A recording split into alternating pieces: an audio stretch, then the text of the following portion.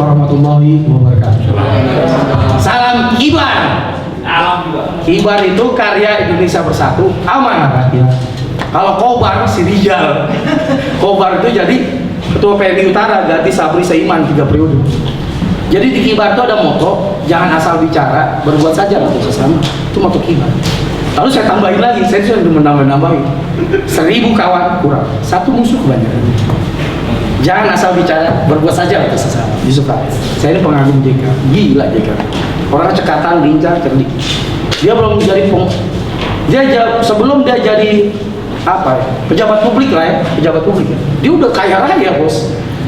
Ini idealnya tuh begitu bos. Menurut saya sih, orang jadi pejabat harusnya dia udah kaya.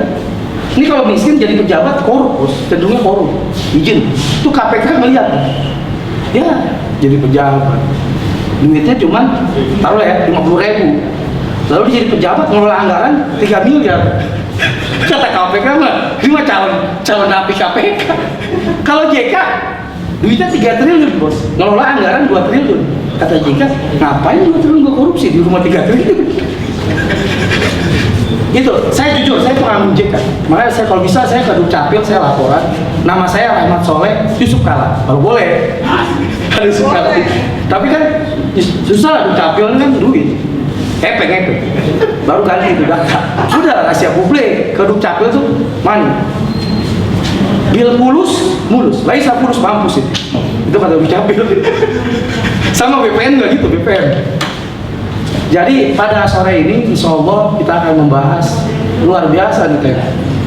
Pejabat publik dipilih rakyat, bukan ditunjuk. Itu baik.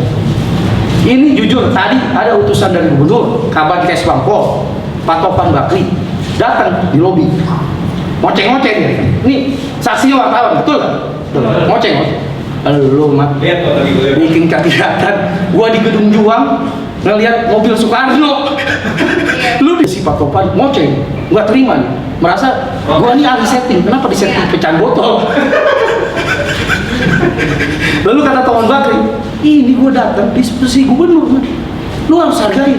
Pak Topan izin, Pak Topan harganya berapa? Nah, ini izin ya. Lu mau silent. Ini mengganggu konsentrasi. Hak. Jadi kata Pak Topan, Kibar ke depan kalau ada kegiatan lagi ini kan perdagangan.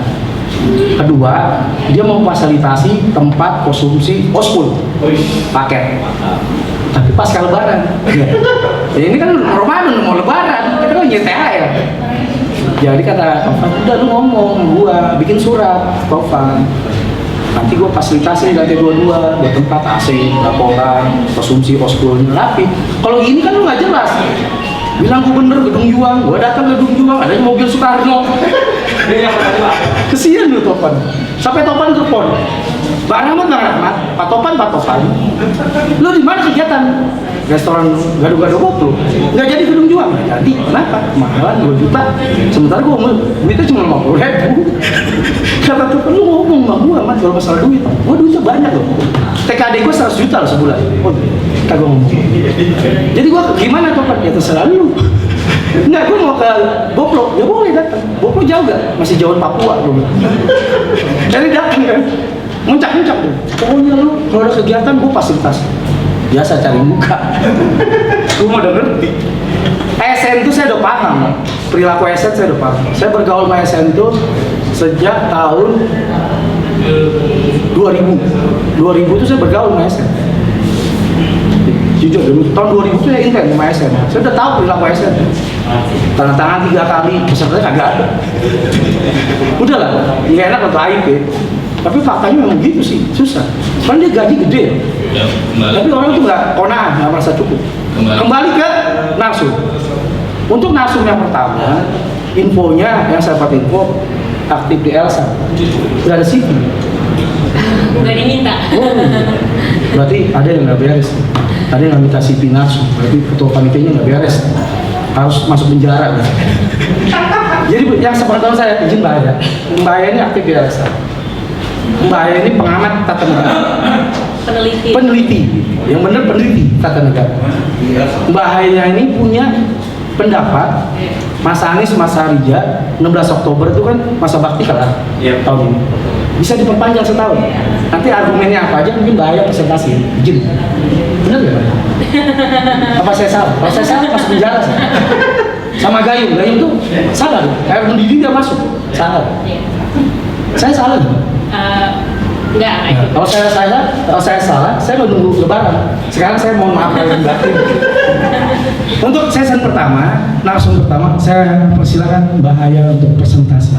Ya, Lino? Yes. Oh, Tafadhol, please. Baik, terima kasih Pak Rahmat. Siap. Pak Muslim, Assalamualaikum warahmatullahi wabarakatuh. Perkenalkan, nama saya Haya. Sebenarnya sehari-hari saya banyak bekerja pada penelitian hukum, khususnya mengenai hukum tata negara. Jadi mungkin sebenarnya LSAM itu pekerjaan sampingan aja. Pekerjaan utama saya adalah saya banyak menulis dan meneliti tentang konstelasi hukum tata negara di Indonesia. Saya diminta 1 minggu lalu kurang lebih untuk jadi pembicara pada acara ini. Judul acara ini waktu saya terima pertama kali itu adalah pejabat publik dipilih atau ditunjuk, begitu Pak ya? Nah, kemudian tadi saya kebetulan punya kesempatan untuk semobil dengan Pak Muslim, dan Pak Muslim bilang rupa-rupanya kita bicara khusus spesifik pada kepala daerah, betul ya Pak? Karena Bapak Ibu sekalian, kalau kita bicara tentang pejabat publik dan kepala daerah, dia punya konsekuensi hukum tata negara yang berbeda dan sangat jauh. Sehingga mungkin pada kesempatan kali ini saya akan menspesifikkan berbicara mengenai kepala daerah. Gitu. Kepala daerah ini Bapak Ibu termasuk diantaranya adalah gubernur, wali kota atau bupati gitu. Nah, bagaimana sih sebenarnya kalau saya dikasih pertanyaan harusnya bagaimana sebenarnya secara teori gubernur, bupati atau wali kota atau selanjutnya akan saya sebut dengan kepala daerah ini harusnya dipilih atau ditunjuk oleh atasannya gitu ya. Atasannya ini dalam artian gubernur maka dia dipilih oleh ditunjuk oleh Menteri Dalam Negeri dan Presiden, sedangkan wali kota atau bupati dia ditunjuk oleh gubernur, kemudian naik ke atasnya adalah Menteri Dalam Negeri dan naik ke atasnya lagi adalah Presiden Republik Indonesia. Nah, yang ingin saya tanyakan Bapak Ibu sekalian, dalam demokrasi perwakilan Indonesia ini kita menganut yang namanya demokrasi perwakilan. Demokrasi perwakilan punya konsekuensi yang sangat serius. Di antaranya adalah diwajibkan adanya pemilihan umum. Pemilihan umum ini maksudnya apa aja Bapak Ibu sekalian? Secara teori, pemilihan umum ini adalah pemilihan kepada pimpinan, baik itu pimpinan utamanya pimpinan politik Pak Muslim, utamanya pimpinan politik. Pimpinan politik ini ada presiden dan semua pimpinan politik yang ada di bawah presiden begitu. Kita nggak bisa bilang berarti kalau begitu menteri harus dipilih dong Mbak, dipilih lewat pemilu dong. Bahkan menteri itu kan juga dia punya kedudukan yang politis gitu. Nah Bapak Ibu sekalian, disinilah salah kaprahnya Indonesia. Menteri itu seharusnya dia bukan jabatan politis, dia harusnya jabatan yang teknokratis. Artinya menteri dipilih oleh presiden untuk menduduki jabatan kementerian berdasarkan keahliannya, bukan berdasarkan kapital politiknya atau kapital ekonominya. Maka Undang-Undang Dasar tidak salah bahwa menyatakan presiden dan wakil presiden dibantu oleh menteri, karena logika yang ada di Undang-Undang Dasar menyatakan bahwa pimpinan politiknya adalah presiden dan wakil presiden, sedangkan menteri adalah pembantu teknokratik atau pembantu ahli dari presiden. Makanya ini juga perlu kita kritisi Bapak Ibu sekalian. Kenapa kok sekarang pemilihan menteri ini kok sekarang sangat politis sekali kedudukannya? Ini yang salah. Harusnya tidak demikian. Secara teori, dan saya bicaranya sebagai seorang peneliti Bapak Ibu sekalian, maka saya bicara berdasarkan teori, utamanya teori mengenai konstitusi begitu. Nah, kemudian tadi kan saya bicara mengenai pemilu dan pilkada. Kita sekarang bahas kepada pimpinan daerah atau kepala daerah. Jadi bagaimana haruskah pimpinan daerah ini dipilih pemilu? Ya jelas. Dasarnya apa? Dasarnya konstitusi. Konstitusi menyatakan bahwa kepala daerah dan wakil kepala daerah dipilih secara demokratis. Ini saya kebanyakan baca teori konstitusi, saya jadi sebenarnya nggak hafal-hafal betul Muslim terhadap pasal-pasal yang ada di konstitusi itu, padahal pasalnya sedikit. Tapi karena saya justru terlalu banyak bicara teori-teori di balik masing-masing pasal konstitusi, sih jadi lupa nama pasalnya. Tapi kalau saya tidak salah itu ada di pasal 9 konstitusi Undang-Undang Dasar yang menyatakan bahwa kepala daerah harus dipilih secara demokratis. Apa sih maksud dari demokratis ini? Gitu ya. Apa maksud dari demokratis ini, Mbak Haya? Demokratis ini artinya dia harus dipilih secara terbuka, jujur, adil, dan inklusif, melibatkan seluruh tatanan masyarakat. Maksudnya inklusif ini apa? Saya baca satu buah buku yang sangat ngetren akhir-akhir ini buat para peneliti tata negara. Judul bukunya itu Why Nations Fail, Mengapa Negara Gagal.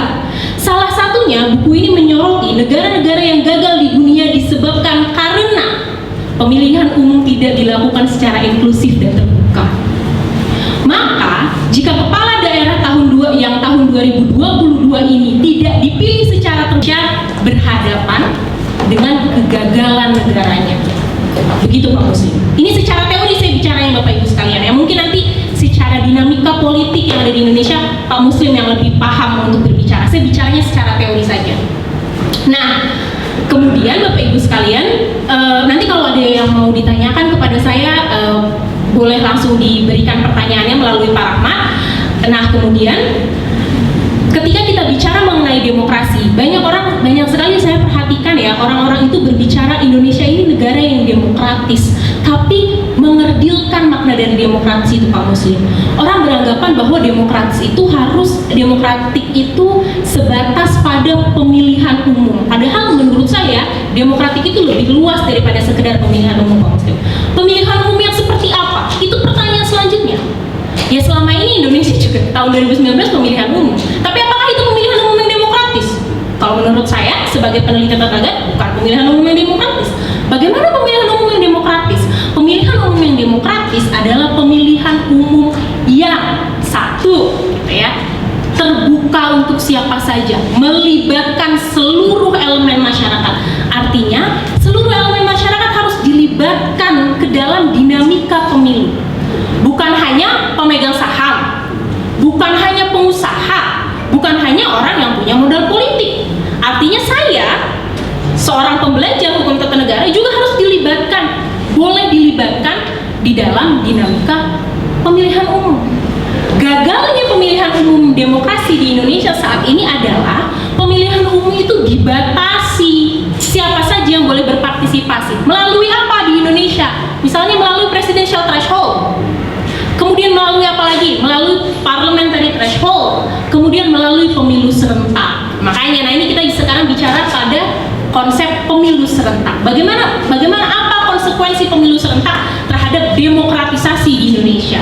Konsekuensi yang paling besar terhadap demokratisasi di Indonesia adalah tidak menentunya jabatan kepala daerah. Pada tahun 2022 ini Bapak Ibu sekalian, sekiranya ada 109 kepala daerah termasuk gubernur, bupati, dan wali kota yang habis masa jabatannya di tahun 2022.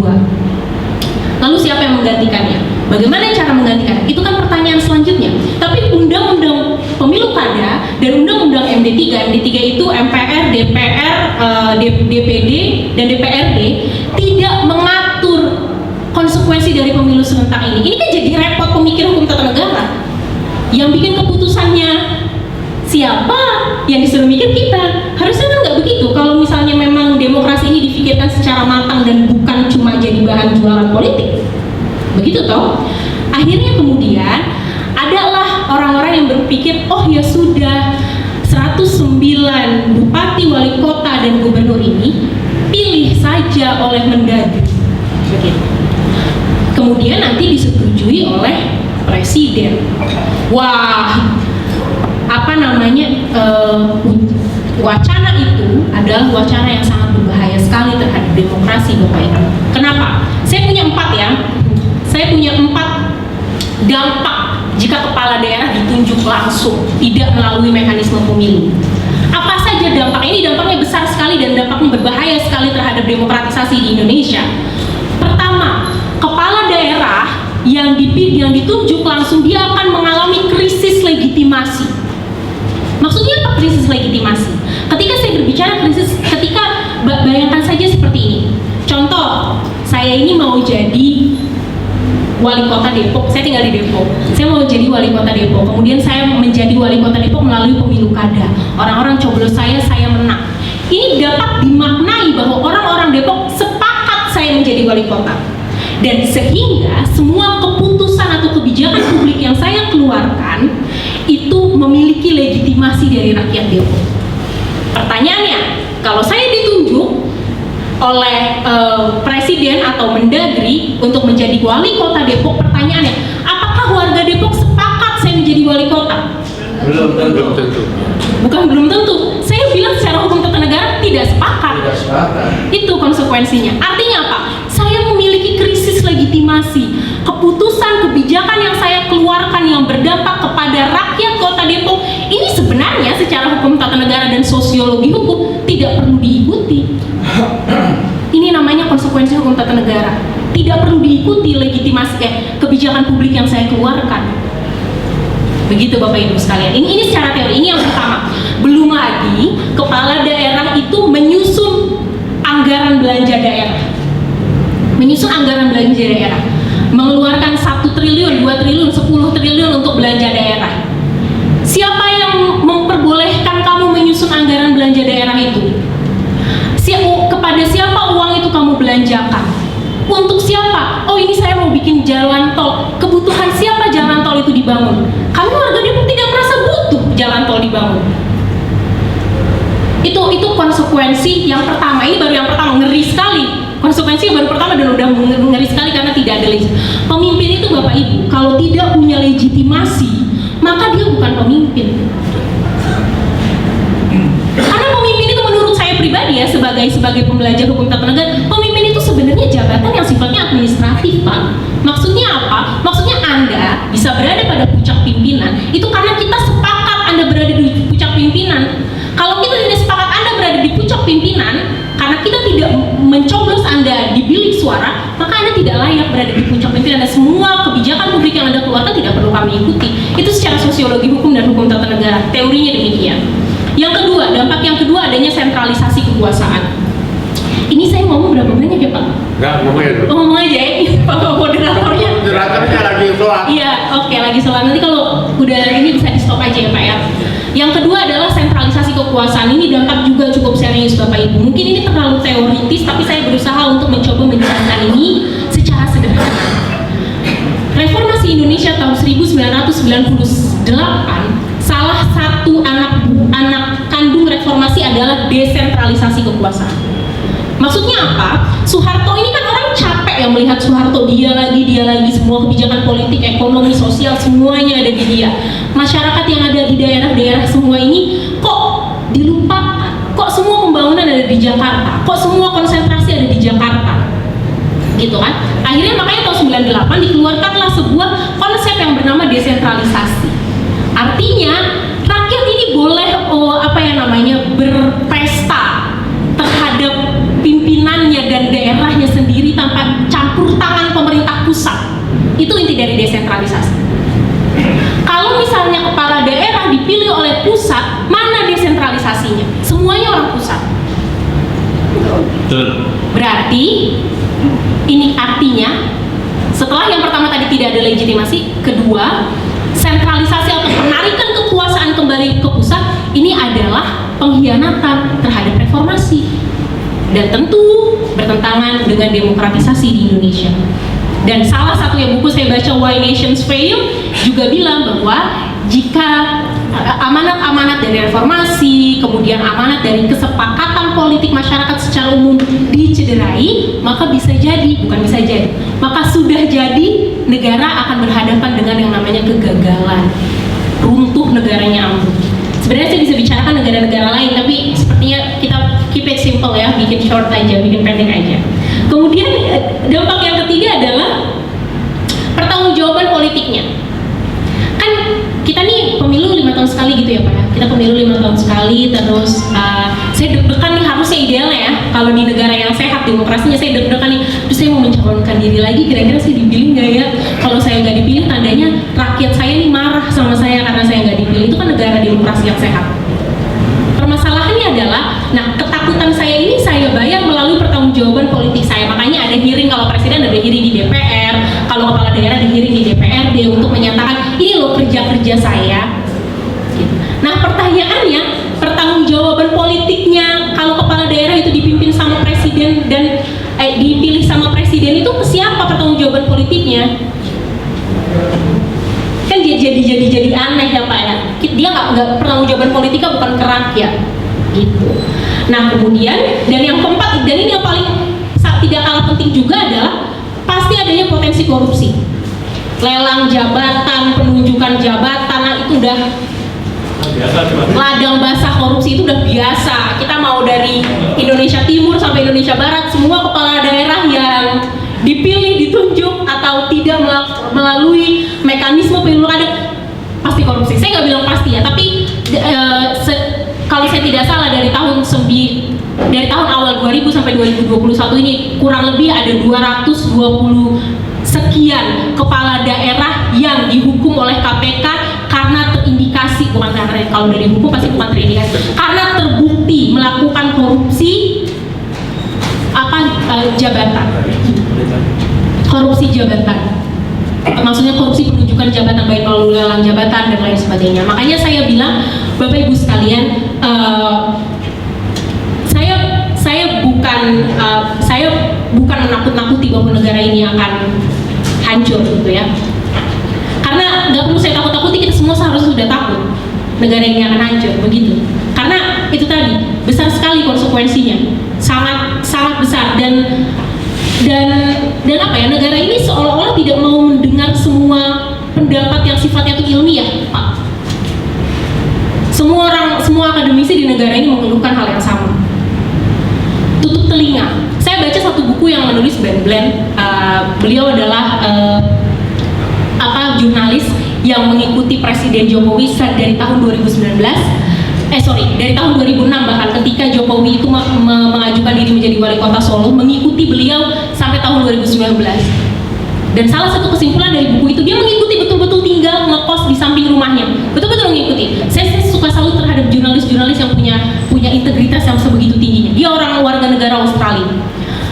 Di buku itu dia bilang begini, salah satu kesimpulan yang bisa saya dapatkan selama berapa tahun tuh nanti lebih 13 tahun saya mengikuti Bapak Joko Widodo, adalah salah satu kesimpulannya adalah Bapak Jokowi itu tidak suka mendengarkan akademisi, tidak suka mendengarkan hal yang sifatnya ilmiah, dan itulah mengapa Indonesia diambang kehancuran. Itu Ben Bland, kesimpulan dia mengikuti 13 tahun mengikuti Joko Widodo. Bapak Ibu kalau mau baca bukunya sudah ada diterjemahkan, judulnya pokoknya penulisnya Ben Bland, saya baca bahasa Inggris Pak, jadi saya jadi susah kalau disuruh menerjemahkan. Tapi intinya The Man of Contradiction, laki-laki yang saya baca buku itu Pak, dan salah satu kesimpulan dari buku itu, kalau kita bedah bukunya mungkin 2 jam waktunya habis, tapi salah satunya demikian. Saya kira itu saja Pak Rahmat. Siap. Terima kasih banyak. Wassalamualaikum warahmatullahi wabarakatuh. Kita kasih aplaus. Luar biasa. Paparan. Ini termasuk orang cerdas. Bagi saya orang cerdas. Saya bisa membedakan orang cerdas bukan orang cerdas. Selanjutnya langsung kedua, Bang Muslimat. Ini guru politik saya. Ini termasuk senior saya. Yap. Dan saya selalu patuh. Kalau dia kasih perintah, saya sami'na wa ata'na. Kalau yang lain sami'na wa kritisina, urusna beratanya. Kalau Muslim sami'na wa ata'na. Ini rujukan saya. Tapi Muslim sama ibu kandung saya lebih patuh sama ibu kandung saya. Karena Muslim melahirkan saya. Yang melahirkan saya namanya Hajjah Siti Jubairah, umurnya 77 tahun. Kalau dia kasih perintah, Muslim saya abaikan. Siapa lu? Bikin banget. Silakan Bang Muslim, saya kasih kesempatan untuk narsum kedua sambil menunggu narsum ketiga Bang Musa Malabes. Musa ini ponakan Suwedi Marsalis, mantan Kasum TNI Letjen pensiun. Yang pensiunnya dia. Silakan Bang Muslim, tafadhol please. Baik, bismillahirrahmanirrahim. Assalamualaikum warahmatullahi wabarakatuh. Waalaikumsalam. Alhamdulillah rabbil alamin. Salatu wassalamu ala Rasulillah wa ala alihi wa yamin. Sallallahu alaihi wasallam. Muhammad Rasulullah. Allahumma shalli ala sayyidina Muhammad. Pertama, syukur alhamdulillah ini bulan Ramadan kita semua dalam puasa ya, Saum. saum ya. Kecuali yang mau nggak puasa. Kalau yang saum wanita kecuali Yang sakit. sedang naik bendera merah. Baik, ini forum ini menurut saya sebetulnya dihadiri oleh 7 gubernur dan sejumlah kepala-kepala daerah baik bupati maupun wali kota. Kenapa? Ini kan kita bantu mereka supaya 2 tahun lagi. Dan ini sebetulnya acara hari ini sangat menarik sebetulnya. Kenapa? Tadi pembicara sebelumnya Mbak Haya sudah mengutip bahwa jika ini terjadi penunjukan, itu negara kita gagal. Ya, failed state. We are in the modern state, but become failed state. Kita berada di negara modern, tetapi jika kepala-kepala daerah itu ditunjuk oleh presiden, ya kan, atas persoalan-persoalan apa pertimbangannya, lalu kemudian kepala-kepala daerah dari gubernur, wali kota dan bupati ditunjuk, maka itu jelas kita menjadi negara gagal berdemokrasi, ya kan? Jadi pernyataan saya pertama bahwa dari forum ini, sebelum saya mengulas lebih panjang lebar, saya ingin tanggal 16 Oktober nanti itu harus ada pemilihan kepala daerah, ya kan?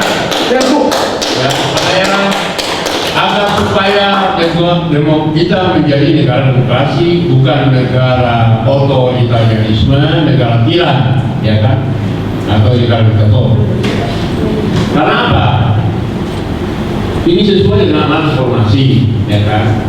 Jadi reformasi itu mengajarkan kepada kita agar negara ini berada di atas rel konstitusi. We are want to become a state upon the constitution. Kita menjadi negara yang akan berada di atas konstitusi, bukan konstitusi itu diatur oleh penguasa, ya kan? Jadi menurut saya jika nanti terjadi penunjukan oleh presiden, ya kan, alasan uang tidak ada, alasan COVID, ya kan, alasan berbagai alasan-alasan yang dicari misalnya, lalu kemudian kepala-kepala ditunjuk, itu berarti kita gagal menjadi negara demokrasi, kita menjadi negara anti demokrasi, kita menjadi konstitusi itu tidak kita hargai, meskipun, ya kan, pasal 18 ayat 4 itu menyebutkan bahwa pemilihan kepala daerah itu harus demokratis, ya kan, pemilihan gubernur, ya kan, bupati dan wali kota. Nah, jika pemilihan itu dilakukan berarti kita tidak taat konstitusi, jelas itu kan, ya, itu satu.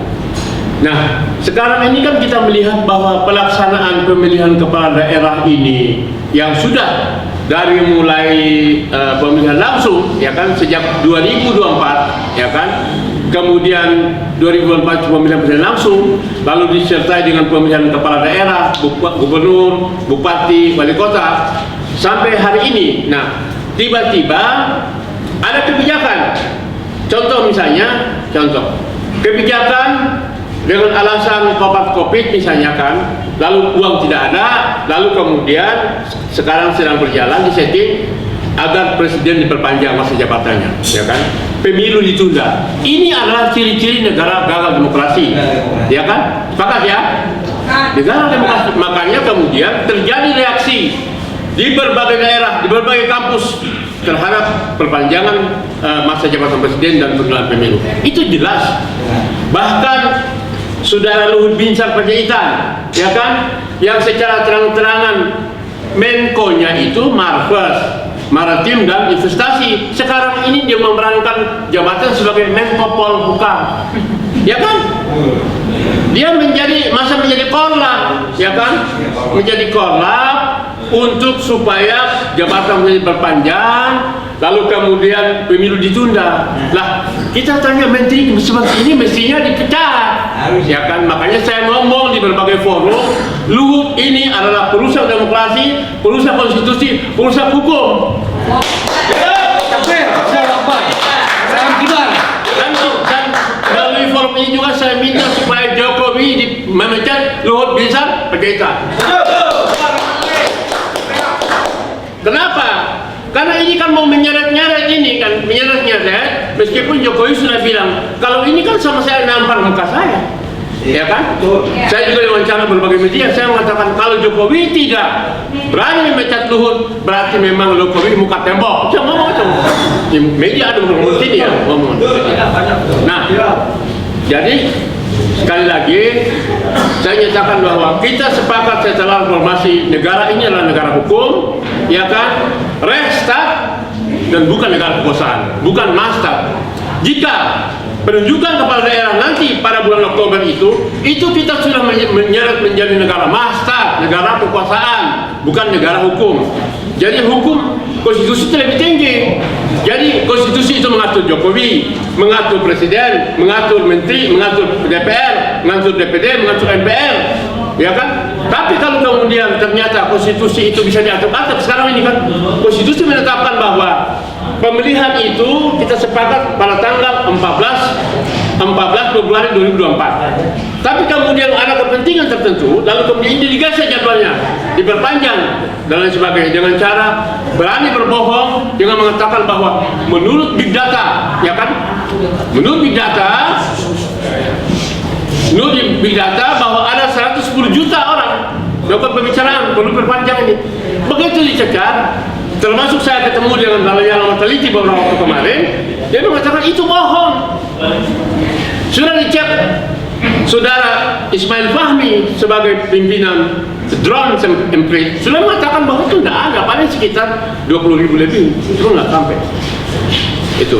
Jadi kalau dengan demikian kita tidak ingin negeri ini dipimpin oleh pejabat yang tukang bohong. Ya kan ya? Kita dibohongi yang kita nggak mau, ya kan? Masa dipimpin oleh pejabat yang pembohong? Memang disebutkan tadi John Bland ya? Ben Bland itu, ya kan? Sebetulnya saya sudah menulis 2015. Setahun Jokowi presiden, saya mengatakan Jokowi itu tukang bohong dan penipu. Saya ngomong di koran, bukan ngomong di sini ya, ngomong di koran. Itu 378 Bang. 378. Mestinya kan gitu dia. Mestinya dibalik. Kalau yang nipu kan 378 ke sono kan gitu. Oh iya, karena sampai detik ini omongan saya itu masih ada dimuat di media. Kalau itu adalah saya menghina presiden, saya boleh tangkap dari mana? Oh iya itu. Berarti apa benar? Contoh, di mana penipuannya? 66 janji politik Jokowi sampai hari ini mana? Dia mengatakan ekonomi meropet. Iya. Meropet dalam kehancuran. Meropet dalam kehancuran. Kalau meropet $10.000 sampai hari ini 14.000 turun terus. Contoh.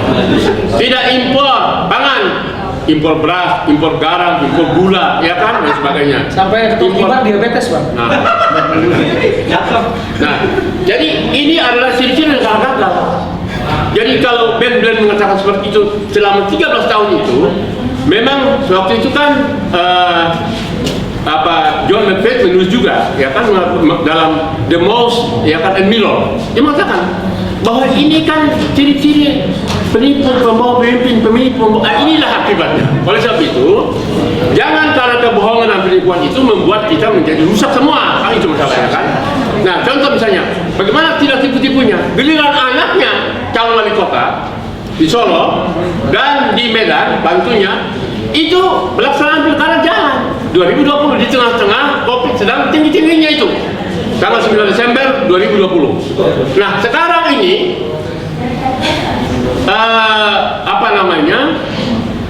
Anies ini kan habis masa jabatan tanggal 16 Oktober 2000, besok ini, ya kan, betul, 7 bulan lagi, 2022. Nah, sekarang ini kalau misalnya kalau ini dilaksanakan berarti bahwa negara ini ikuti kemauan Jokowi. Dan negara ini bukan lagi negara NKRI, negara Kesatuan Republik Indonesia lagi, tetapi NKRI menjadi negara kerajaan Republik Indonesia. Apa mau kan masalahnya? Jadi kalau begitu nantinya Jokowi bisa letak semua negara ini apa kata saya? Saya mau, ya kan, anak cucu saya jadi kepala daerah, laksanakan pilkada di tengah-tengah COVID sedang tinggi-tingginya itu. Itu kan COVID itu kan mulai dari awal 2020 itu yang tinggi-tingginya, kan gitu dia. Tetapi karena ingin menjadi wali kota, laksanakan itu pilkada. Nah, kan terpilih. Nah, sekarang ini 2022, ya kan? Ada kepentingan apa tiba-tiba minta pejabat 109 kepala daerah ini ditunjuk oleh presiden, ya, menteri dalam negeri dan gubernur.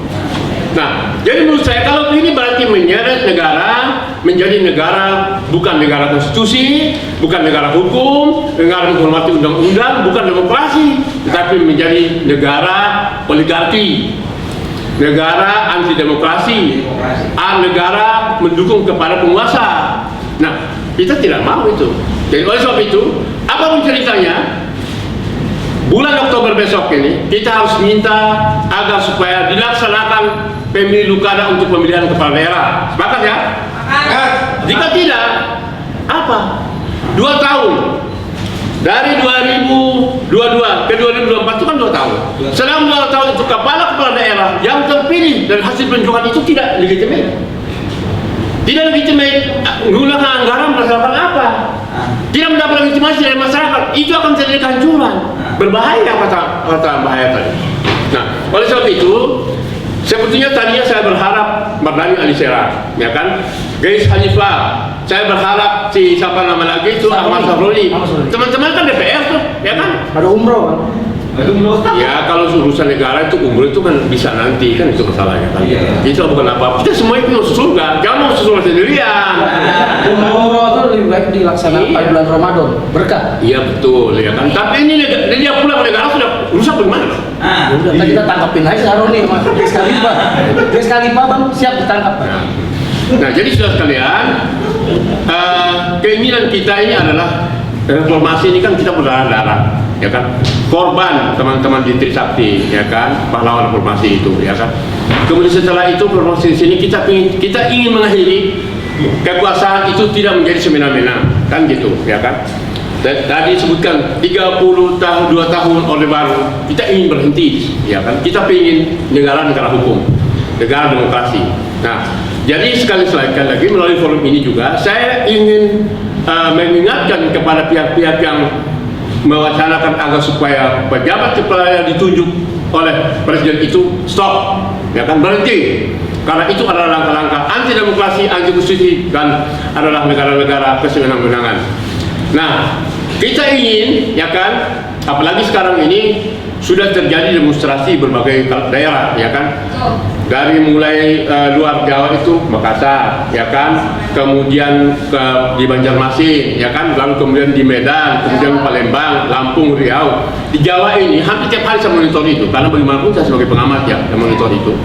Kemarin saya juga demo kemarin, tanggal 11 kemarin juga ikut demo di Patung Kuda, juga teman-teman ada mahasiswa di DPR. Lalu kemarin di Jawa Barat, lalu kemudian di Bogor, kemudian di Sukabumi, kemudian di Semarang, kemudian Jawa Timur, di Malang, Situbondo dan sebagainya. Ini apa?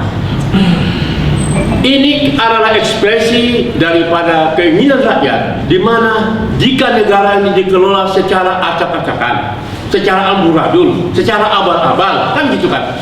Janji-janji politik tidak dipenuhi, kan itu dia. Menjanji dia punya uang 11.000 triliun, mana, kan gitu dia. Mobil SMK, mana, kan itu masalahnya, kan gitu loh. Sekarang tiba-tiba DKI mau pindah ke Kalimantan.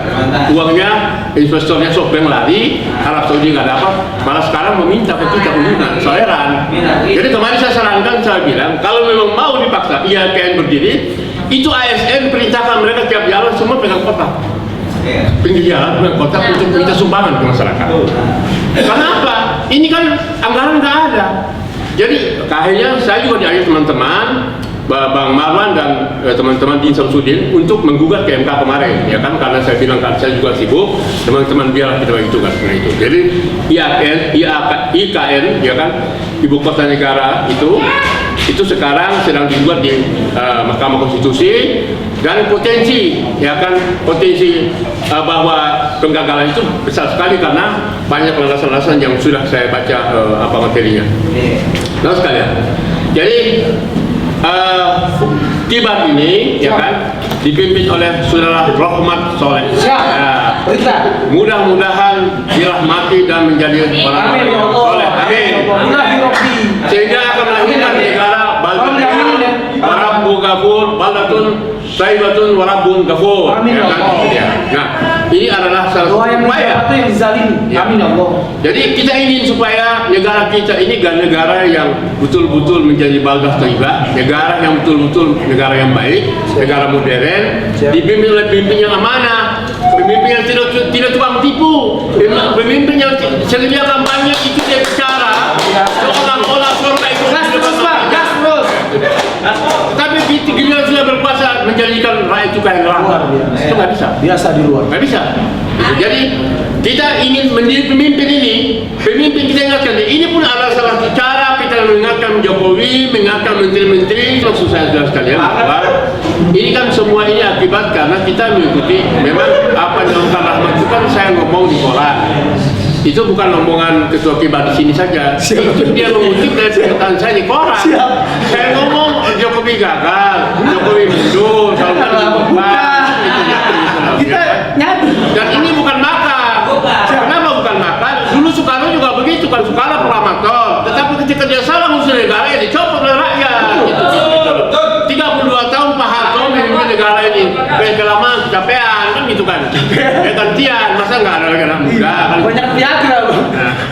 Nah, jadi itu akibatnya. Jadi saya kira pikiran-pikiran dalam forum kita, saya ingin diskusi ya, kita Siap. diskusi. Ya, Habis ini ada sesi tanya jawab. saya jawab. Sekarang jam 5 kurang 5. Abang 10 menit lagi. 5, ya. Jadi saya ingin supaya kita ini mendidik kita semua ini mencerahkan menjadi orang-orang yang bukan menjadi penganut aliran Dunguisme. Mengutip Rocky Gerung. Kita nggak bisa menjadi orang-orang yang Dunguisme. Contoh misalnya nih, contoh ini, saya bukan bikin bahaya. Siap, Bang. Ini kan COVID, ini kan kita sudah paham ini COVID. Di Eropa, sudah nggak ada musim.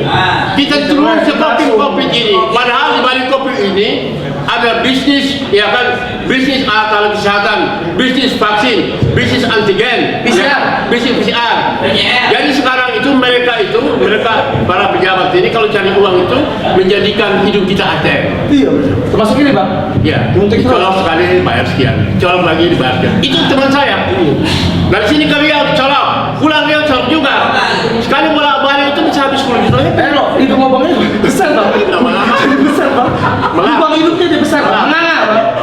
Ya kan? Nah, jadi kita ingin mendidik mereka bahwa udahlah stoplah melakukan akrobatik seperti itu, ya kan? Stop kebohongan. Kita ingin taat konstitusi. Siap. Kita ingin supaya pemilu kada tetap dilaksanakan oleh pemerintah apapun situasinya pada bulan Oktober besok. Sekian, assalamualaikum warahmatullahi wabarakatuh. Waalaikumsalam. Jadi izin, Bang. Saya ini kata dokter, dulu dokternya teman SMA saya, udah diabetes, harus disuntik makan obatnya apa? Kebanyakan makan gula. Jadi selama hampir tahun depan 50 itu asam garam udah banyak, gula sampai diabetes, kesian saya. Jadi selanjutnya nih karena udah jam 5 tepat waktu saya, jam saya nih, ya boleh protes, ini jam saya loh. Ya, jam 5. Kalau protes, ya Anda nggak dapat makan iftar. Saya, iya. Jadi walaupun Anda protes, insya Allah nggak ada proses.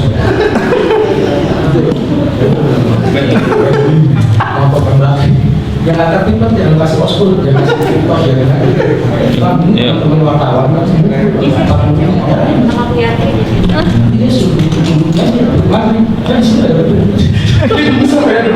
Ayo. Durasi. Jadi durasi, Bang Inok ini saya udah mau kibar sama Pak. Setiap kegiatan kibar yang meliput masuk menang banyak kan Inok. Jadi saya buka 2 termin bertanya. Bukan perintah ya. Kita udah buka berita muslim. Udah ada saya moderator. Iya. Ini dua termin ini, 1 termin 3 kali. Ngerti dong? Nanya. Iya, Ini nanya. Iya, mana dulu lah, saya belum tuntas. Orang sabar itu kata bapak saya. Ayo lanjut. Jadi ini 2 termin, 1 termin 3 pertanyaan. Saya mulai termin pertama, silakan. Oke. Sebutkan nama. Lalu medianya mana? Bosannya kayak kampret.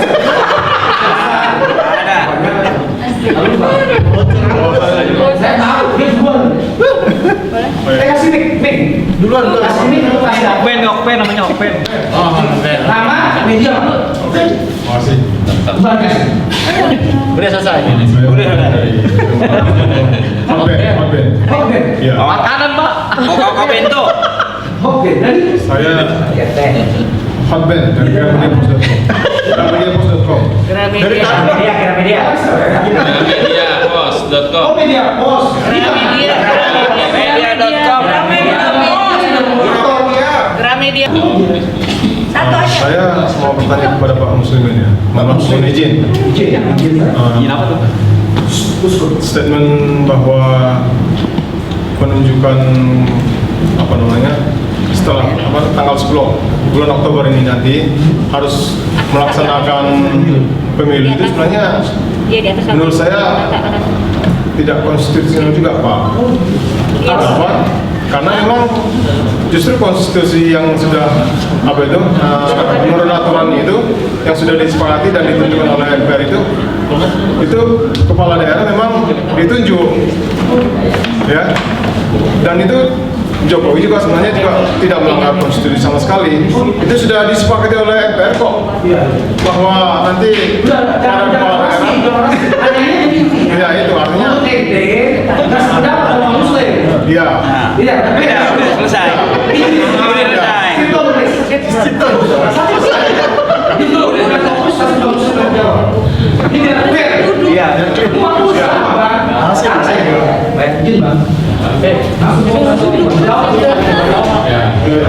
Pak siapa namanya tadi, maaf? namanya Okben, teman KFC. Enggak, temennya McD. Duduk Pak. Ya, selamat sore Pak Okben, yang baik ya. Itu coba Bapak buka Undang-Undang 45 pasal 18 ayat 1. Nggak ada itu kepala daerah ditunjuk, dipilih secara demokratis. Coba baca lagi Pak ya. Jadi nggak ada. Jadi saya ini kan bukan bicara ngaut, bukan berbangun tidur saya ngomong enggak, gitu kan, gitu loh. Saya bicara ini sebelum saya bilang Jokowi itu kan bohong. Itu saya ngomong itu punya data. Saya bilang Jokowi itu tipu itu punya data. Akhirnya kan media luar kan mengutip juga kan, dia kan Macbeth itu menulis The Voice and The Mirror misalnya seperti itu. Dan saya bilang beberapa kali saya menyatakan ini di forum yang terbuka, ya kan.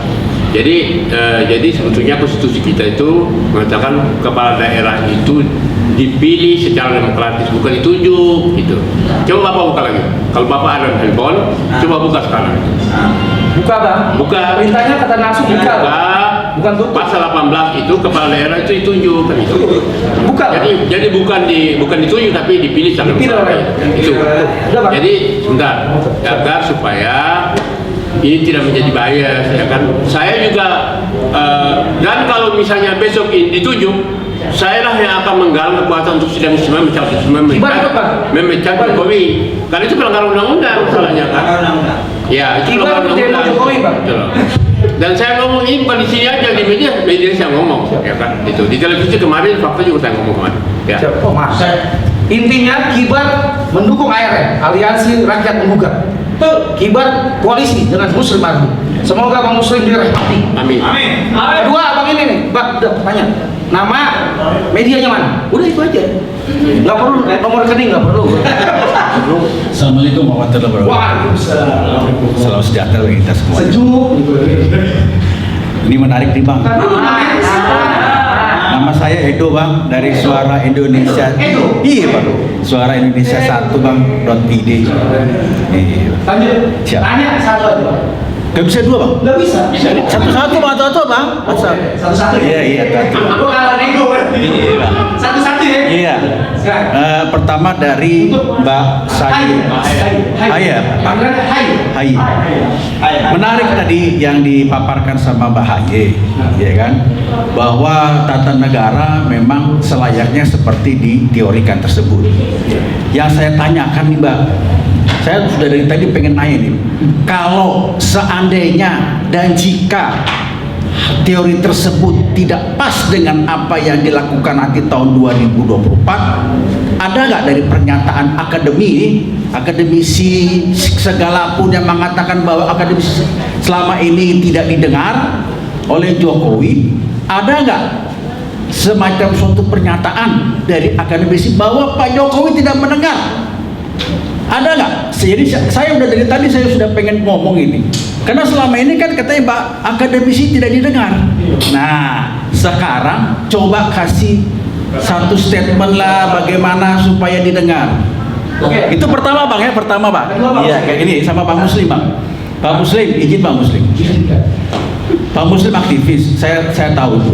Pak Muslim, selama ini Pak Muslim selalu dalam arti tanda kutip oposisi, ya kan? Nah, Pak Muslim, apa sih Pak keinginan yang tersirat dan tersurat, nah, dari Pak Muslim untuk pilkada ini dan 2024? Gitu aja Pak. Terima kasih Pak. Langsung makanya.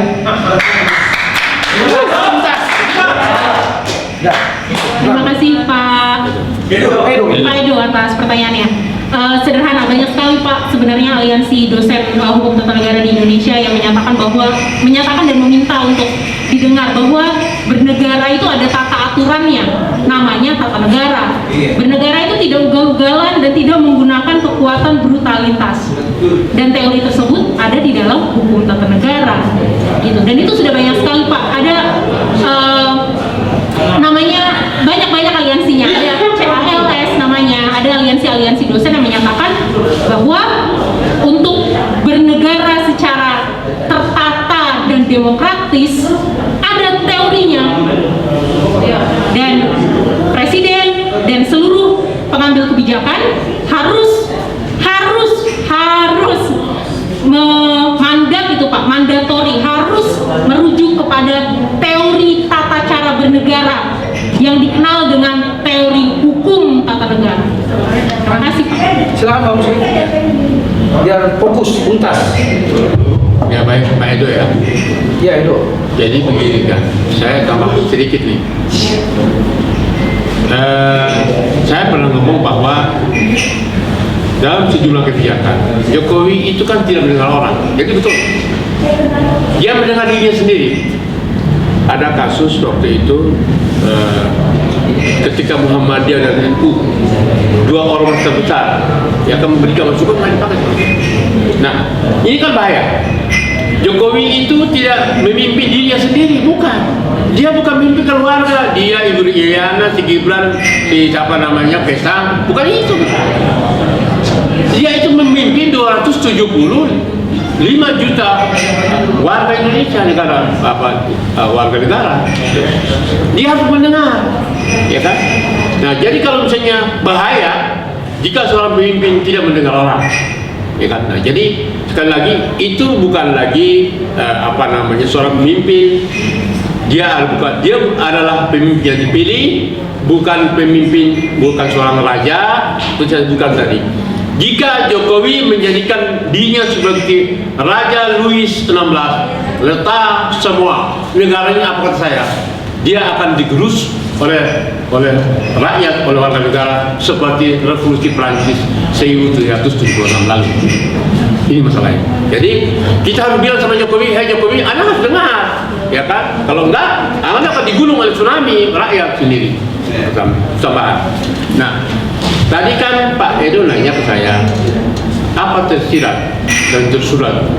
Ya kan, katakanlah saya oposisi tanda kutip, nggak pakai tanda kutip. Saya oposisi benar. Kenapa? Saya tidak punya partai politik, ya kan? Tetapi saya bicara di DPR itu mewakili rakyat.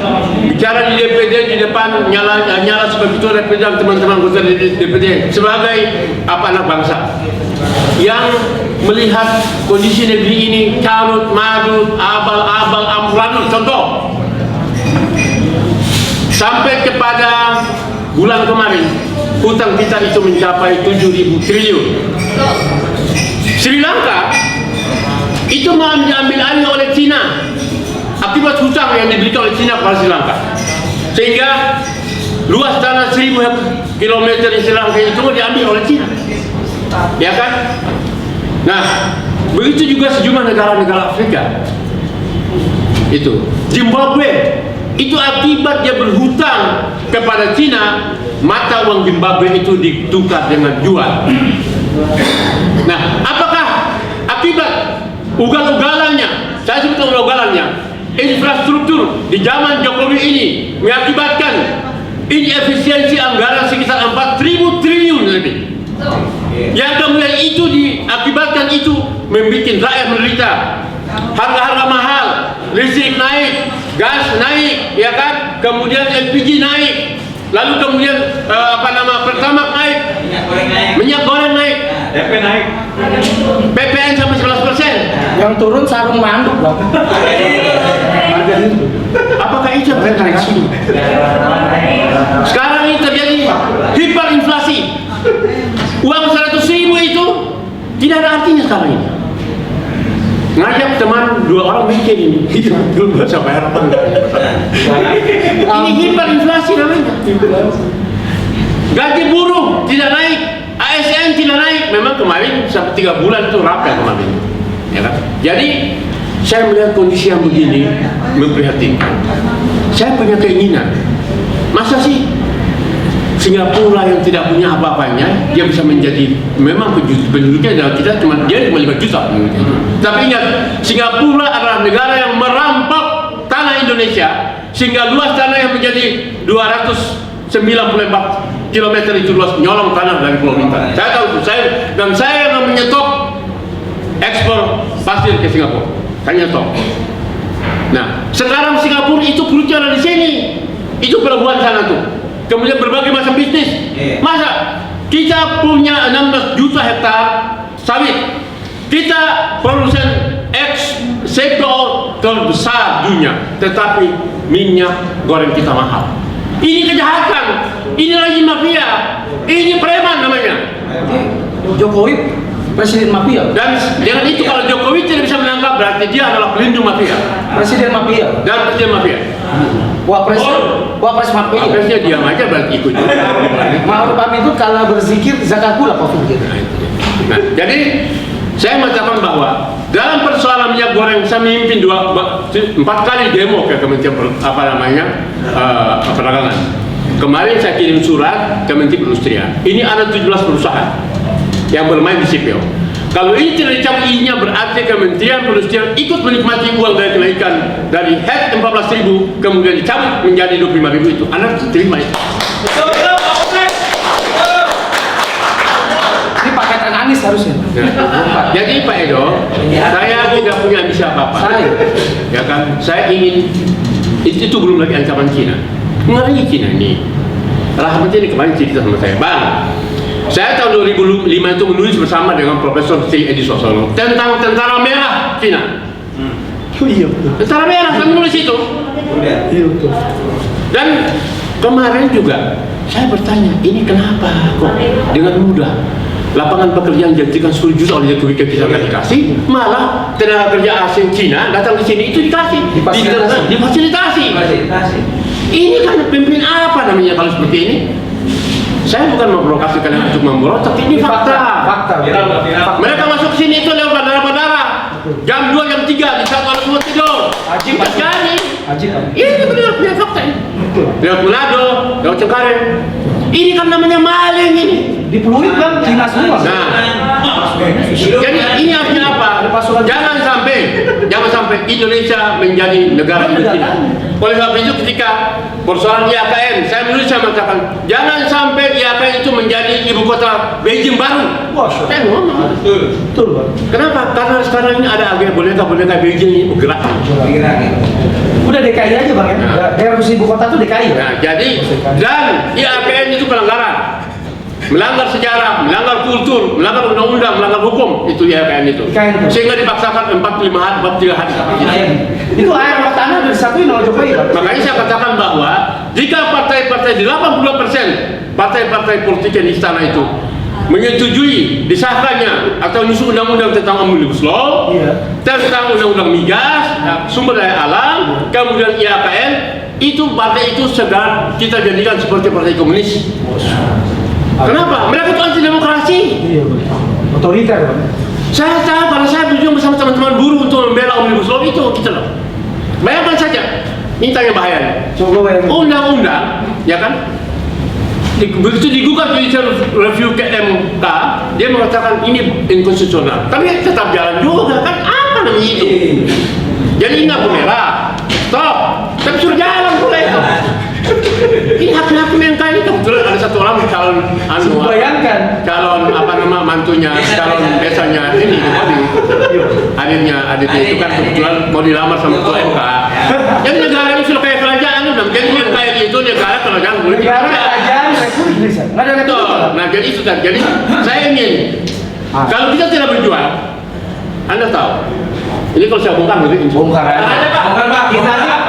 Mantan ketua Ormas OI Pak. OI Utara Pak. Bongkar Pak. Bongkar. jadi rencana. Ya, Oi. kita itu dibikin seperti Singapura. Jadi kalau kita tidak melakukan perlawanan, kita ini akan dibikin seperti hubungan antara Malaysia dan Singapura. Dulu Singapura itu bagaimana Malaysia. Betul. Tetapi dibikin 17 reklamasi pulau-pulau itu didatangkan itu. Tahun 2000 saya ketemu Dr. Filiani. Dia mengatakan, Bang, nanti akan ada 200 juta eksodus, 200 juta Masya Allah. eksodus warga Cina ke sini. Itu orang. Itu yang ngomong itu Dr. Filiani saya. Ketika kami bertemu dengan salah satu acara di Metro TV. Betul. Nah, makanya sekarang dia bangun itu pulau-pulau pantai itu kan apa namanya itu di Jakarta Utara. Lanjut Pak Guntur. Nah, jadi Terminnya ada 2 lagi Pak. jadi saya kira ini, jadi saya ingin jangan sampai video yang saya meninggal karena ini dijadikan seperti Xinjiang. Iya Pak. Saya tahu saya ini yang mengkritik Xi Jinping dalam persoalan obor. One Belt One Road sehingga berubah menjadi Belt and Road Initiative. Saya kritik Xi Jinping. What's the meaning? What way to be? Ya, One Belt One Road itu akhirnya sekarang nggak jalan diganti menjadi BRI. Tapi itu saya menulis bahwa obor atau BRI itu adalah jalan Cina untuk menjajah. Dan kita itu adalah menjadi killing field-nya. Ni hao ma. Termin pertama untuk penanya ketiga. Bicara lo. Saya dong. Moderator. Sebut yang dulu ada termin kedua Bang. Ada termin kedua. Insya Allah, gue bukan PHP ya. Demi Allah, gue bukan PHP. Termin kedua tidak benar. Iya kan? Silakan nama. Dari pinggir. Ya, maju deh. Ya. Assalamualaikum warahmatullahi wabarakatuh. Waalaikumsalam. Pak Muslim dan Mbak Ayu. Namanya siapa Saya itu? Mutia. Siapa namanya? Mutia Pak. Ya. Dia. Dari medianya? Saya di Radar indonesiannews.com. Ya. Silakan. Nanya sama siapa? Keduanya. Oh, 2 ya? Udah benar. Ya, Satu-satu Pak ya? Ahmad boleh juga. Jangan. Moderator memfasilitasi peserta. Siap. Iftar jamaah. Terus housefull. Lu mau amplop mau isi amplop? Kalau amplop ada isinya. Isi. Amplop berisi. Ya. Taruh. Nanyanya sama Haya dulu dong. Ya. Lanjut. Ya, kami di sini sebagai Jangan baca kami, bicara kami. Kalau Ustaz, siapa? Kami di sini sebagai media sebelumnya berterima kasih banyak karena Kembali kasih. Iya Pak, karena hal-hal seperti ini sangat riskan untuk dibicarakan pada saat ini. Ini sangat-sangat saya sampai merinding Pak. Saya sebagai sekretaris pribadi Ratna Sarumpait juga. Ini harus karena saya Saya sampingnya rada-rada. Kebanyakan tebak. dari hal yang dibicarakan oleh para sesepuh kami lalu dengan para narasumber juga para teman-teman semua itu betul adanya karena data yang fakta itu sudah kita pegang. Saya mengawali beliau waktu itu ke DPRD.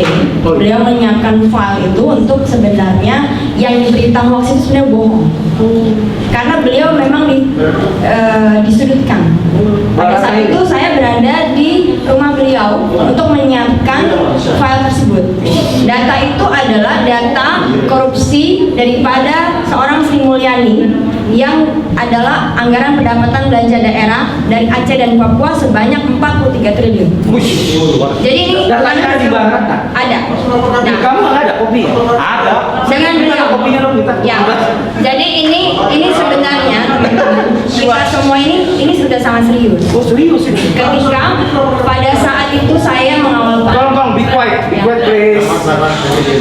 Jadi pada saat itu saya mengawal, saya bilang ke Bu Ratna, Siap. Bu, tolong ini dikit dulu, saya bilang, karena ini bahaya, akan memojokkan suasana pilpres. Pada saat itu Pak Prabowo sebenarnya sudah menang, dan itu betul. Nah, ketika pada saat tolak ukur itu, saya selamatkan beliau, sebenarnya saya taruh di ruang Pak Asrar Tanjung. Asri. Ya, saya bilang ini DPRD.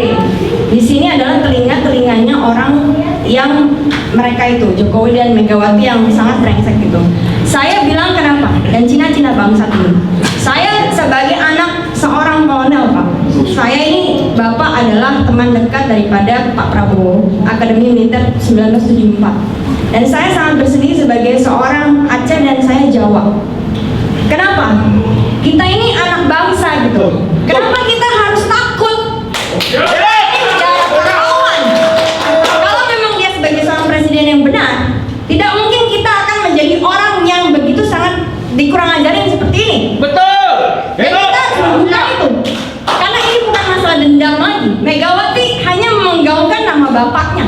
Betul. Tapi bapaknya akan menangis melihat anaknya, dan ini sangat kurang ajar. Betul. Apa dia tidak melihat bahwa anak itu kurang ajar banget sama Bu Megawati ini, ya?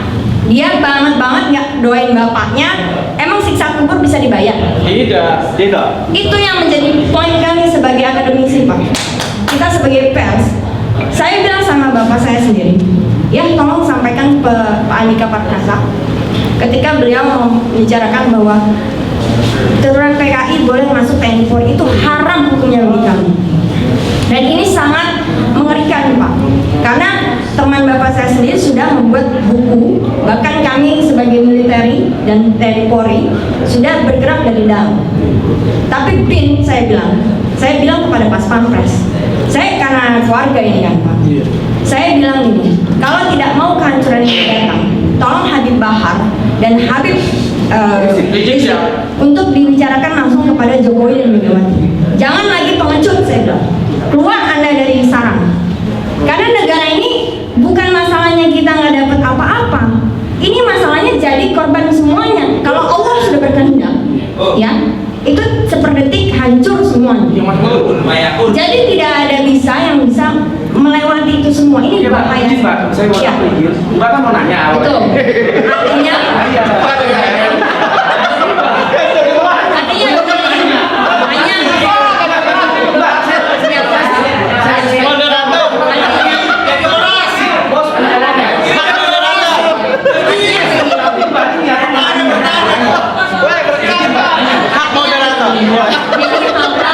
yang sangat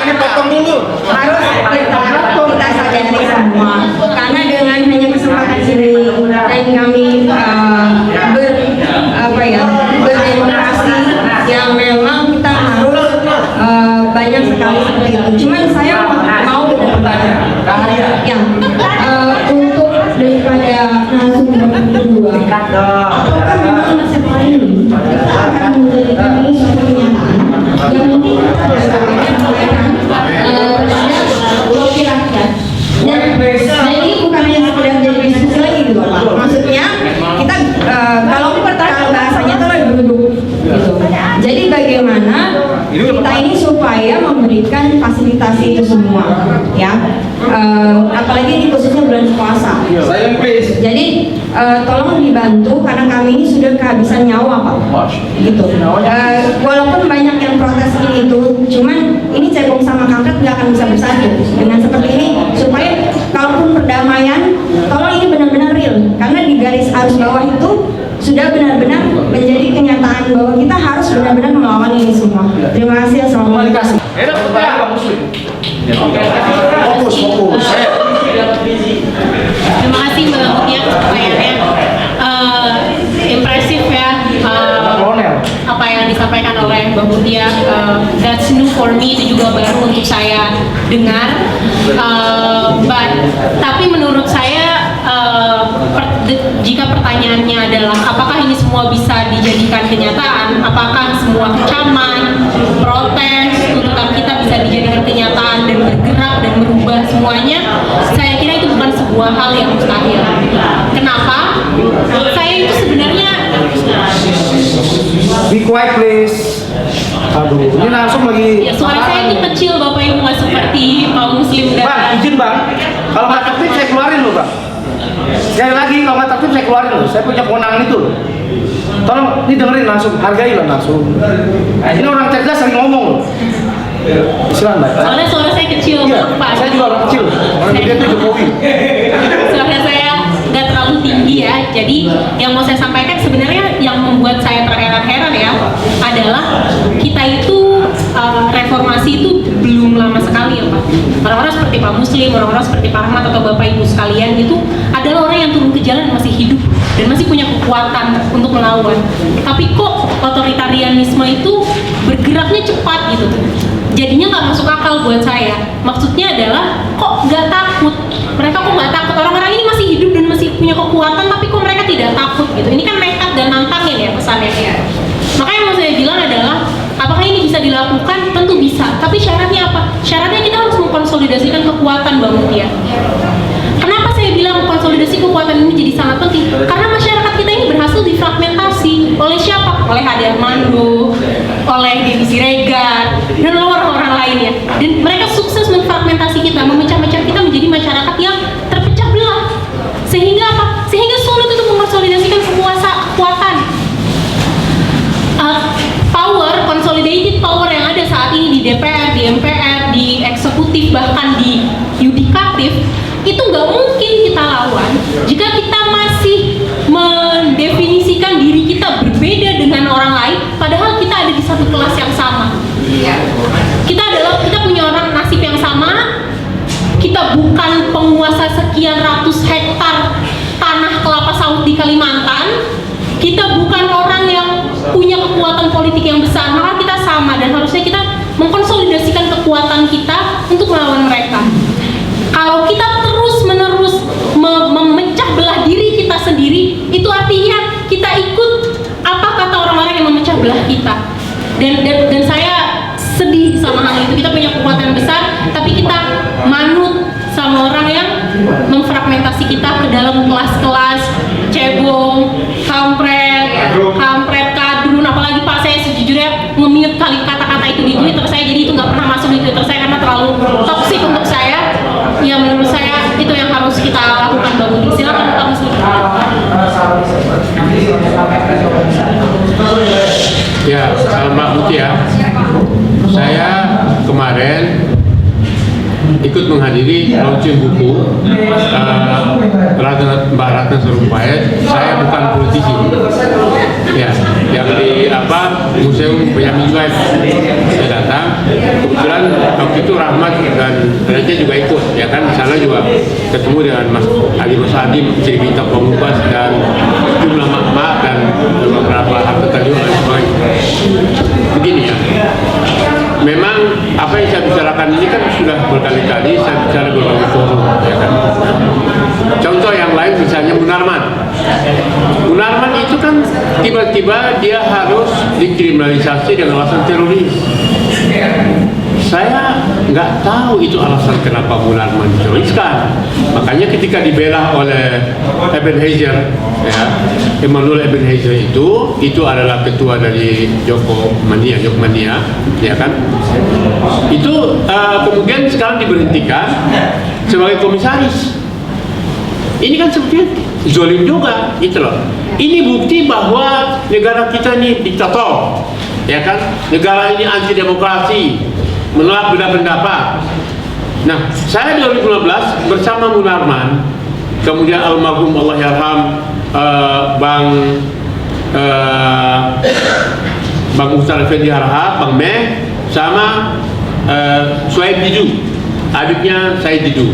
Itu sudah bicara tentang persoalan ancaman Cina, dan saya nulis itu. Nah, jadi saya khawatir kalau tidak terbangun kesadaran kita secara masif, secara bersamaan, saya kira Indonesia ke depan ini akan sulit. Dengan hutang yang tadi itu, kita akan dibuat ditekan, ya kan, dijadikan sebagai negara yang tidak berwibawa akibat kita melakukan politik ke luar negeri yang salah, misalnya kan. Kenapa? Kita tahu dari sisi idealisme, ya kan, di Pancasila kita itu jelas berharapan dengan komunis, ya kan. TAP MPLS tahun 96 nomor 25 itu secara terang-terangan menyebutkan itu. Tetapi toh hari ini politik luar negeri kita lebih berkiblat kepada Cina, ya kan? Sejumlah kader dari sejumlah partai politik termasuk PKS dan Golkar itu mengirim tokoh-tokoh kader-kader terbaik itu ke Cina. Diapain di Cina? Apakah di brainwash? Nggak di brainwash di sana.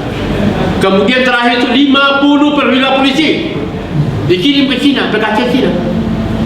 Ini kan jadi kemarin ketika 2019 terjadi bulan puasa, ya kan, kemudian terjadi pembombardiran gedung Bawaslu itu akibat dari protes terhadap hasil itu 2019. Kemudian ada 872 KPPS yang meninggal, nggak dia apa-apain. 50 kambing mati di Banyuwangi itu diusut polisi ya? Iya betul. 50 ekor kambing di Banyuwangi mati itu polisi. 872 orang Dicuekin. anggota KPPS yang menjanjikan Jokowi presiden meninggal itu nggak diusut.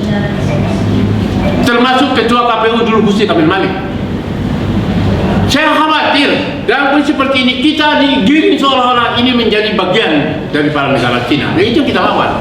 Itulah. Makanya saya sebutkan kemarin saya bawa mak-mak demo ke kedutaan Cina, pasang itu itu segel, menyegel kedutaan Cina, dan itu heboh di Beijing, di Shanghai, dan sejumlah negara Eropa dan Amerika. Karena tidak akan mungkin TV ini menyiarkan TV mainstream, tetapi melalui ini medsos, YouTube channel disiarkan, di Inggris disiarkan, di semua negara Eropa. Dan kita tidak mau negara kita dijajah Cina, kita nggak mau. Dan soal PKI itu Pak yang... Dan soal PKI itu kita sudah selesai. Saya termasuk punya andil menjadikan Andika Panglima. Boleh buka. Andika Ketik Muslim Army Andika Jalan ada. Foto saya di harapan dengan Andika. Tapi sekarang kenapa kok membolehkan? Itu tidak dibenarkan secara konstitusi, sejarah. Jadi apa memang PKI boleh tentara nggak Pak? Sebentar.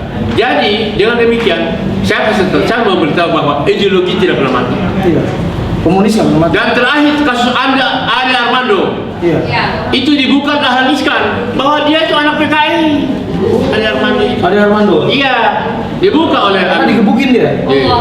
Dibuka oleh dahaliskan. Dia menulis kemarin. Nah, jadi kita sebagai bangsa yang merdeka, ya kan, itu kita harus melihat ini sebagai bukan sekedar warning, ini ancaman, ya kan, agar supaya kita ini bernegara yang baik, cinta negeri ini, ya kan, kita tidak menjadi bagian yang merusak negeri ini. Siap.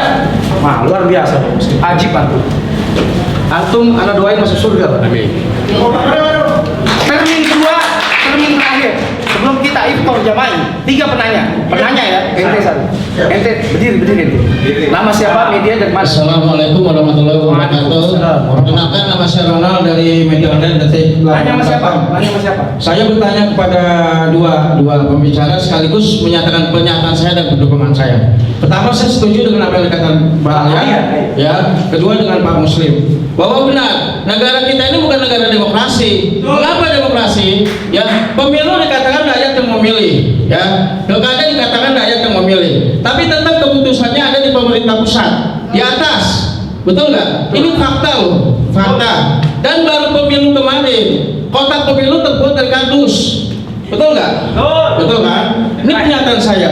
Bagaimana biaya-biayanya itu? Begitu sekarang pemilu mau diundur, mau menjadi 3 periode. Alasannya pemilu biayanya mahal. Itu gak nyambung. Bagi saya tidak nyambung. Jangan sembuh pakai golok. Iya betul Bang, betul. Saya setuju. Udah gitu aja deh. Lalu Nggak nanya. Kayaknya terlalu menggebu-gebu nanti takutnya Takutnya batal bersama. Iya. Penanya kedua. Oh ente nanya. Boleh deh. Boleh. Mana belum nama antum?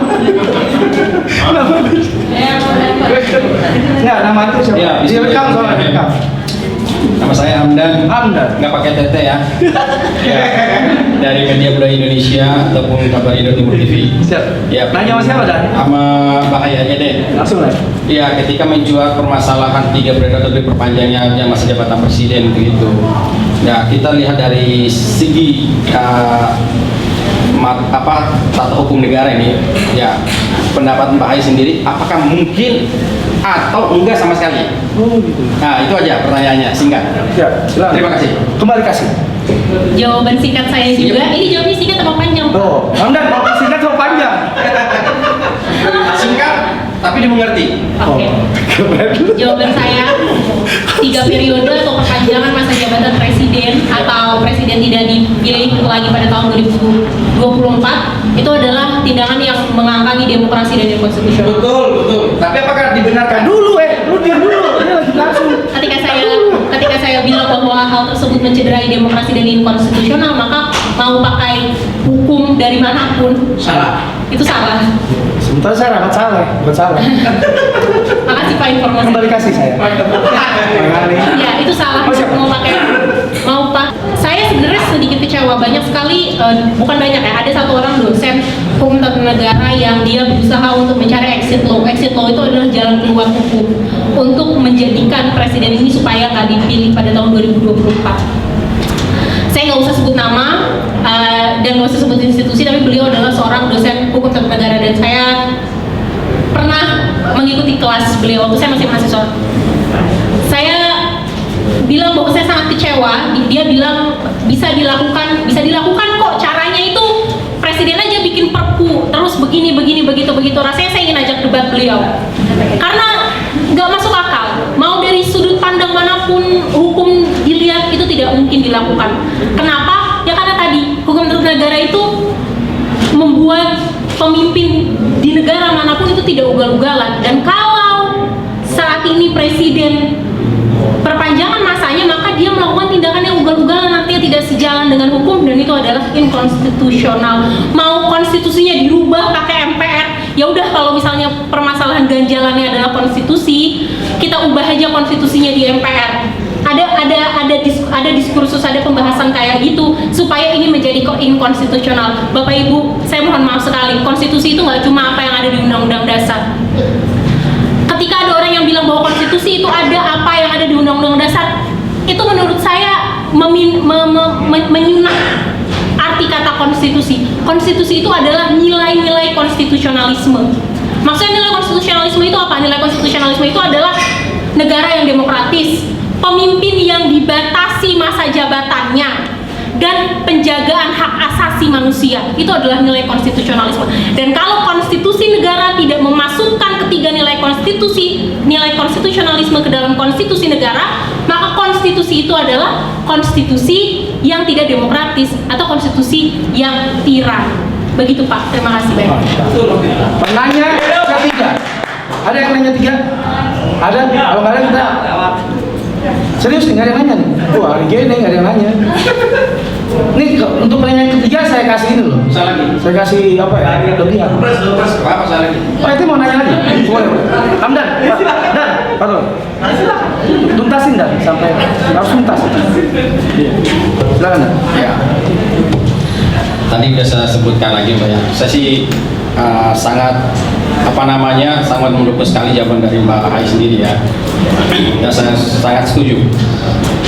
Tapi ketika ada seorang menteri yang kalau kata saya stratifikasi tingginya kurang ya, tentang bahwa dia punya big data, ya kan, untuk memuluskan semua permasalahan yang ada di Indonesia.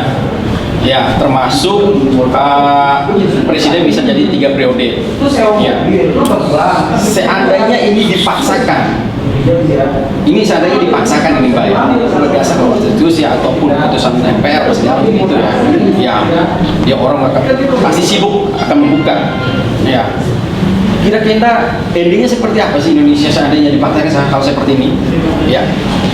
Saya selalu merinding kalau ditanya mengandaikan satu negara yang otoriter ya Pak, karena saya merinding karena itu sangat menyeramkan. Pak, Bapak Ibu sekalian, saya ingin bilang bahwa pengumpulan big data atau data kita dikumpulkan ke dalam satu sistem, itu tindakan yang bertentangan dengan hak asasi manusia. Betul.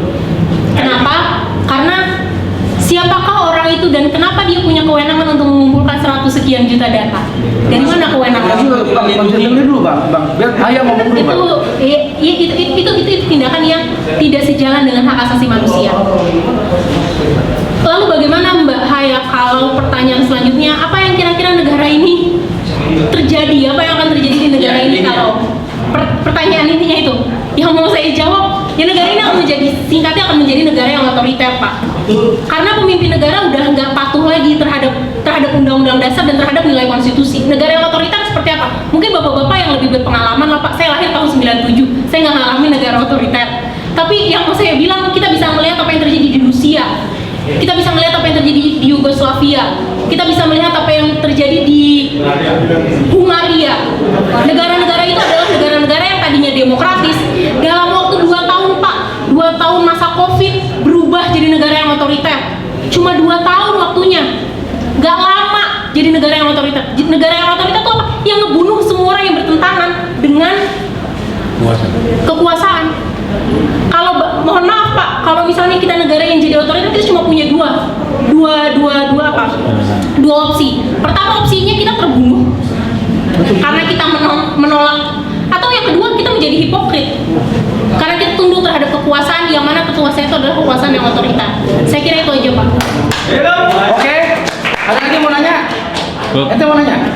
Mau nanya? Oh yang belakang. Terima kasih yang belakang. Ini belum orgasme dia, belum orgasme. Tuntaskan bang. Kasih. Bang, sebutin nama lagi bang, karena direkam bang. Direkam bang. Nama media, direkam bang. Saya Morgan dari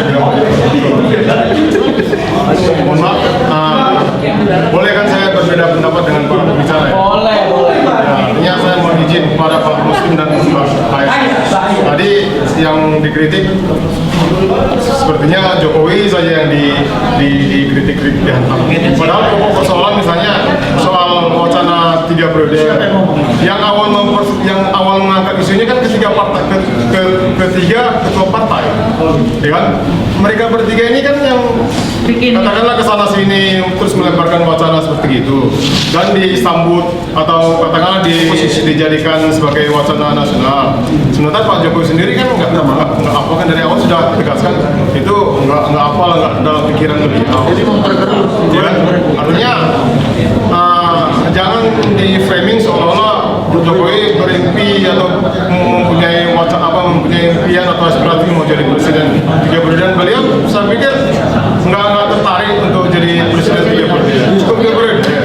Dan saya sendiri ya 2 periode dan itu memang saya pikir harganya terlalu mahal. Ya, artinya harganya memang terlalu mahal kalau Jokowi mau mengubah konstitusi, ya mau mencalonkan diri lagi jadi presiden atau merekayasa untuk jadi presiden ketiga kali. Saya pikir Jokowi tak mau. Ya, terus maksud saya begini, apa yang disampaikan Pak Haya bahwa Jokowi itu tidak bisa dipercaya karena dia nggak percaya dengan katakanlah teori-teori apa. Justru Pak Jokowi kan menteri-menterinya profesional semua, dan Bambang Brojonegoro dan yang menteri-menterinya profesional semua, dan mereka semua kan bekerja atas dasar teori-teori dong. Kalau dibilang tidak mengikuti diri atau tidak percaya Jokowi itu, ya mohon maaf nih statement yang nggak akademis itu saya pikirkan. Satu lagi, ya saya pikir cukup lah. Terima kasih ya.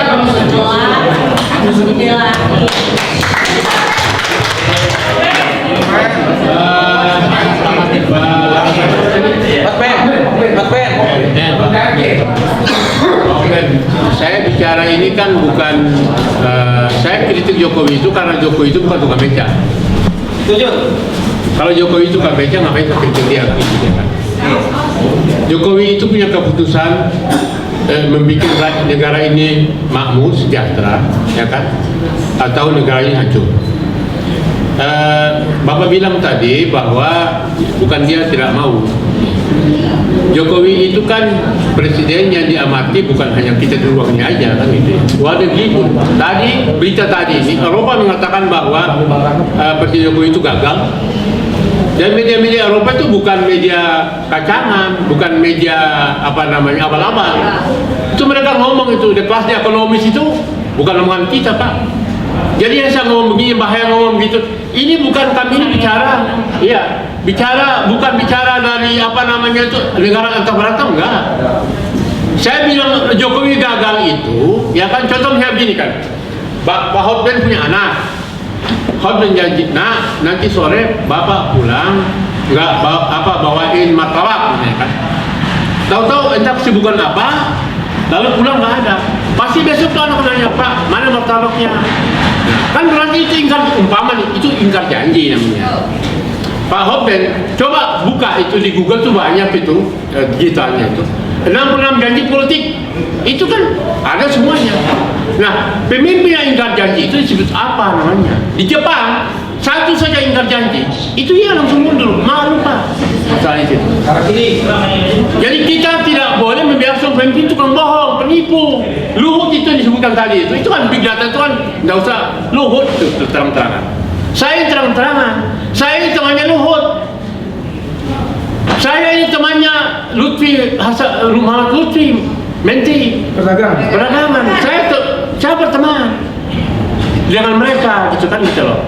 Lalu kemudian kalau bikin salah kita malah gak berkritik. Saya itu ketemu langsung Jokowi masih waktu dari Solo sebagai wali kota datang sini. Jokowi cium tangan loh Bang Muslim. Saya ketemu langsung. Cium tangan Jokowi mau Bang Muslim. Saya saksi salahnya gitu loh. Nah jadi saya kritik ini karena bukan apa-apa. Kita tidak mau negara ini punya pemimpin yang tidak boleh tidak bisa mendengar rakyat gitu loh. Itu masalahnya. Nah, di mana? Contoh. Ketika Bandara Kertajati itu dibangun senilai 14 triliun. Ya kan? Di zaman SBY tidak diteruskan karena itu dari sisi bisnis itu merugikan. Sekarang kan apa Kertajati? Angkrak. Itu menjadi tempat jin buang anak. Angkrak. 14 triliun loh, Pak. Kulon Progo dan lain-lainnya. Tol dibangun mahal. Ada tol yang kalau masalah luas Cibitung Priuk itu kan 10 triliun dijual 2 T. Ini sehat apa enggak? Itu masalahnya. Masa kita bela pemimpin yang bego begitu kan, itu masalahnya gitu loh. Itu saya ngomongnya karena betul. Misalnya ini bapak pedagang terus jual rugi terus bapak dagang terus. Ya, dibilang bapaknya jangan orang nggak sehat ini kan, itu masalahnya. Nah, jadi itu bukan berarti bahwa seperti misalnya kemarin dia mengatakan selama 40 tahun sebelum Jokowi itu membangun 780 km jalan, ya kan? Di zaman Jokowi 1900 km. Oke, baik.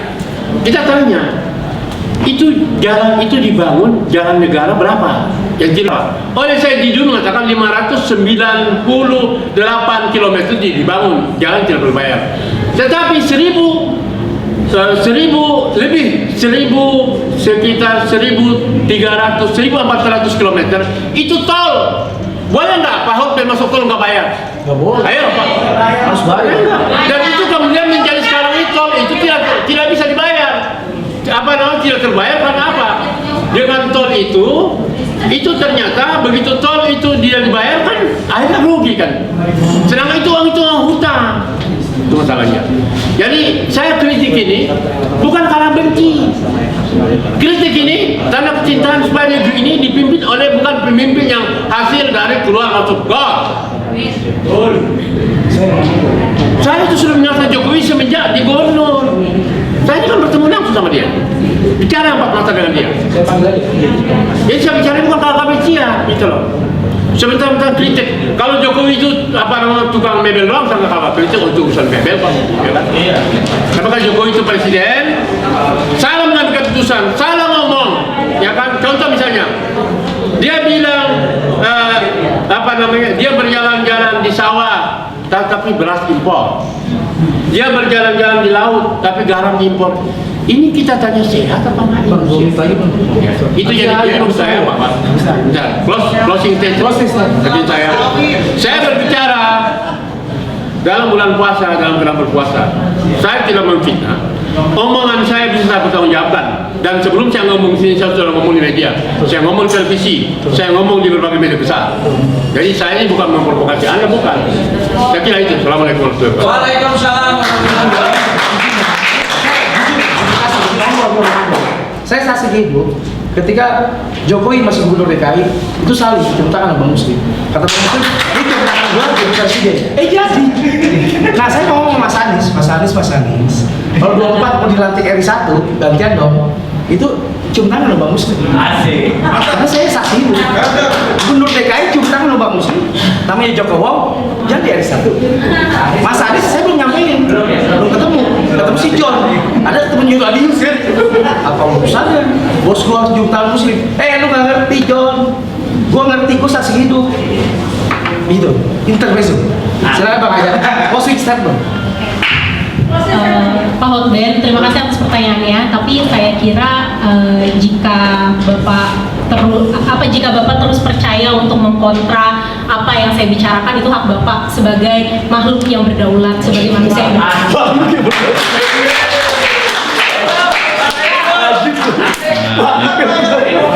Sebagai makhluk, betul. Sebagai manusia yang berdaulat. Please quiet. Hotben, makhluk berdaulat ente. Dan saya hormati. Suaranya kecil loh, hanya kecil loh. Tapi nusuk. Udah gitu.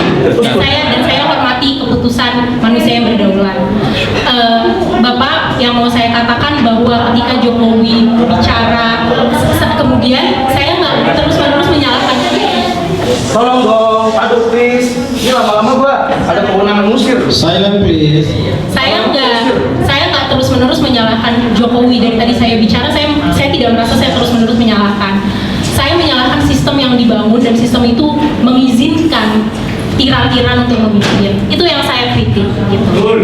Nah Pak, yang mau saya sampaikan, ketika Bapak Jokowi bilang bahwa saya tidak tertarik terhadap 3 periode, ada ilmu politik yang menyatakan jika seorang pemimpin berbicara, perhatikan apa yang tidak dia bicarakan, jangan perhatikan apa yang dia bicarakan.